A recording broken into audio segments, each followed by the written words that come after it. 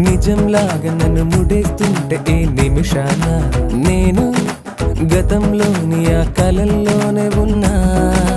నువ్వు ప్రతిసారి నీ ప్రపంచంలో నన్ను చూస్తున్నా. నేను అదే పనిగా నిన్ను వెలేస్తూనే ఉన్నా. నువ్వు నన్ను కడలిలోని ఆ కెరటమల్లె విడిపోకున్నా. నేను ఒక మనసు లేని శిలలాగా మారినా.